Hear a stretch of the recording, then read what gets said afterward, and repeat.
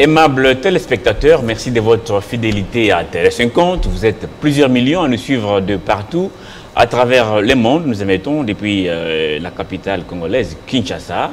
Alors, comme vous le savez, presque une année après cette passation civilisée du pouvoir entre un président entrant et sortant, les signaux forts se font encore attendre, du moins parce que certains sont vraiment impatients.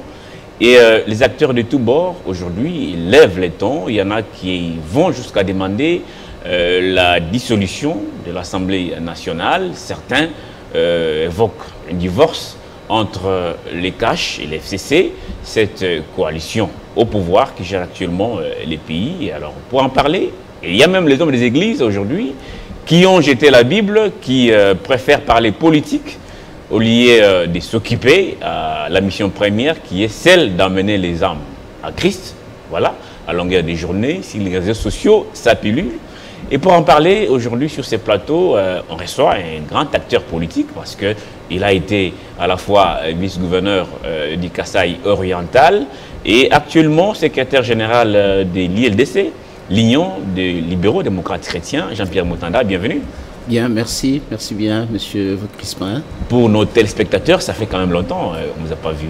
Bien, oui, ça fait 6 mois que je ne suis pas passé sur le plateau de Télé 50. Mais sinon, on est dans la ville.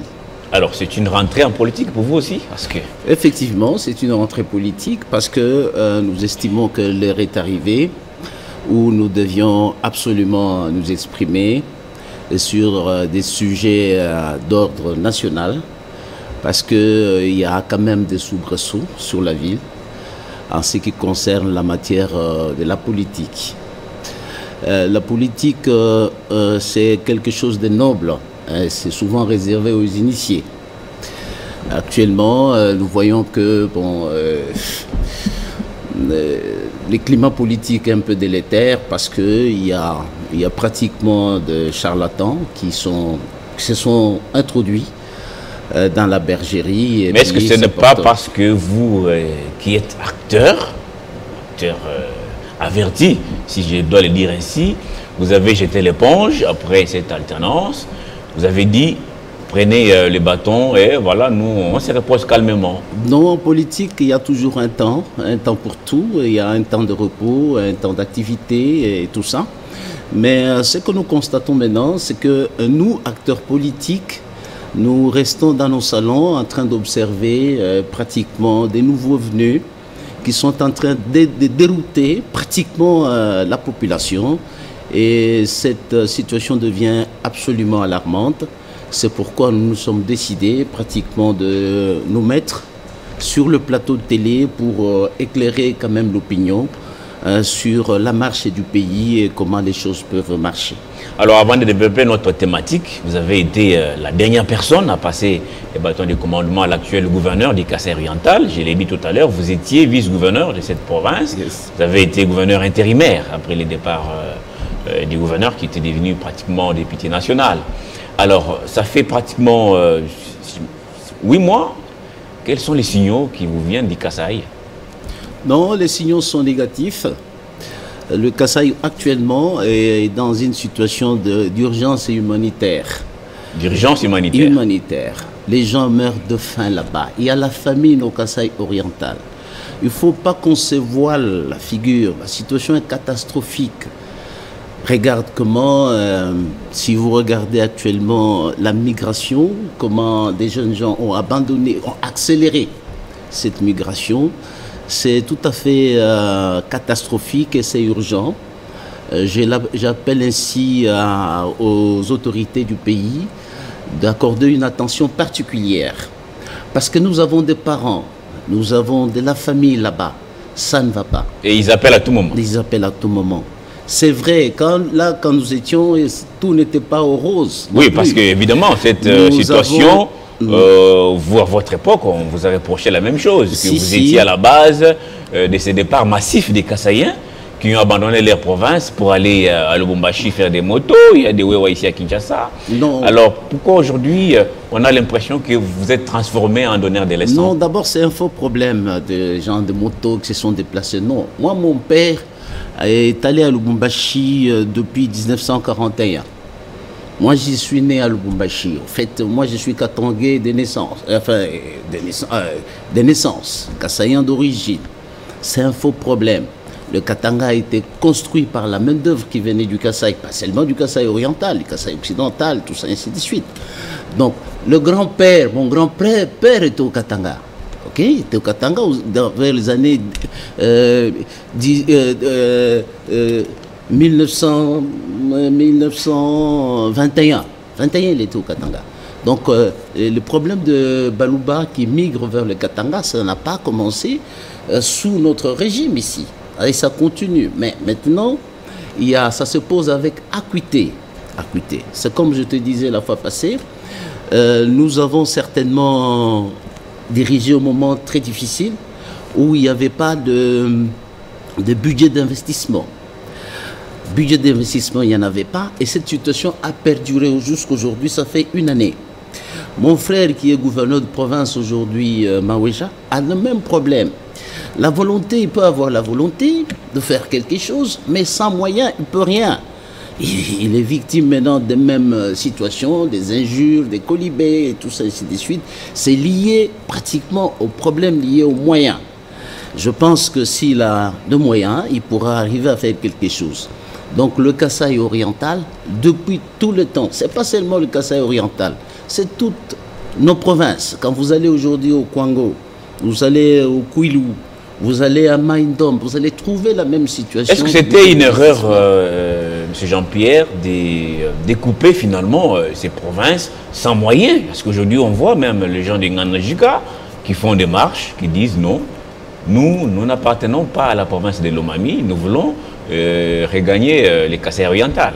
Moi, j'ai toujours apprécié et salué le président Joseph Kabila d'avoir pensé à faire les découpages.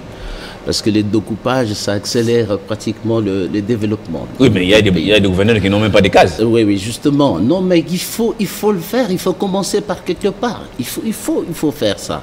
Parce qu'il y a deux provinces qui ont pris pratiquement de l'envol. Il y a la province, les provinces du Kivu, le nord, le sud Kivu, le Maniema.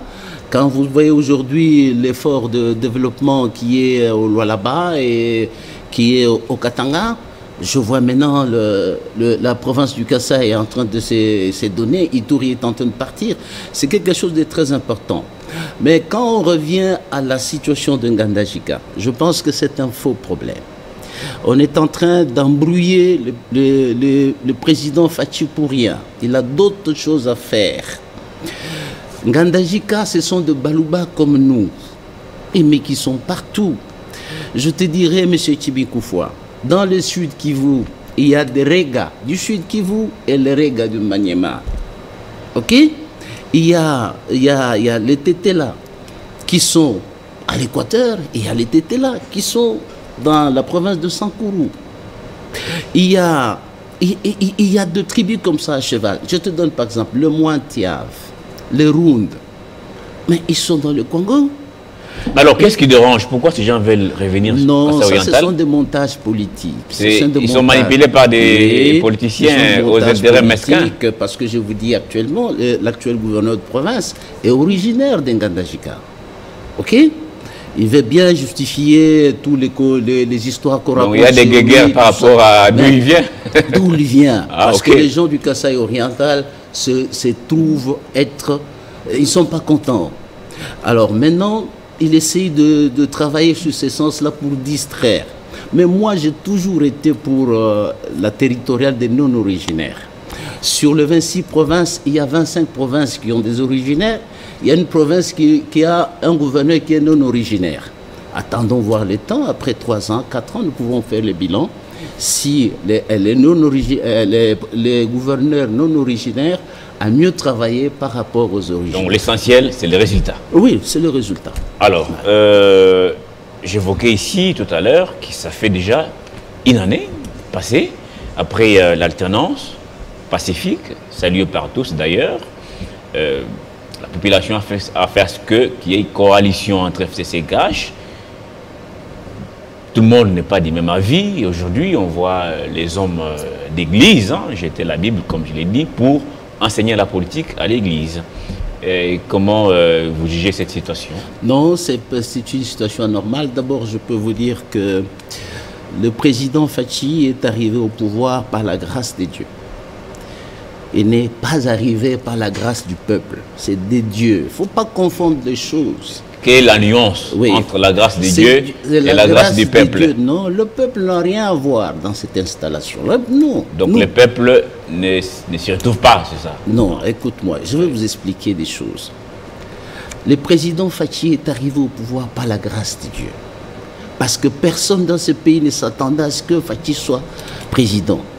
Comme le plan de Dieu ne sont pas les plans des hommes. Et vous avez vu le plan de Dieu, comment il s'est mis en marche. Quelque part, Dieu a soufflé à Joseph Kabila. Joseph donne le pouvoir à Fachi. Donc, donner le pouvoir à Fachi. Oui. Ça, c'est sur le peuple n'y est pour rien. Ça, c'est sur le plan de Dieu. Cette notion de peuple, ce n'est pas une bonne notion. Le peuple avait choisi un roi qui s'appelle Saoul. Tu connais les résultats? Moïse n'est pas allé à Canaan. Pourquoi? À cause du peuple. Vous entendez? C'est à cause du peuple. Nous, dans notre jeunesse, nous avons milité à un moment à l'UDPS. Combien de fois nous avons bloqué le président Étienne Tshisekedi d'exercer le pouvoir? Moi aussi, j'étais de l'avant, j'avais même une machette. Je tapais dans le portail. Il faut faire ce que le peuple dit. Il en est mort, que son âme repose en paix, sans le pouvoir. Et que maintenant, par la grâce de Dieu, Fachi, le président Fachi devient au pouvoir. Et il y a maintenant des hommes de Dieu qui sortent de néant pour l'embrouiller, pour l'ensorceler. C'est une sorcellerie en pleine journée. Alors, qu'est-ce que vous reprochez à ces hommes de Dieu qui lancent cette campagne d'éveil patriotique? Est-ce que c'est mauvais de réveiller les uns les autres par rapport à la marche du pays? Parce qu'il y a quand même blocage. Vous savez qu'il y a un blocage aujourd'hui.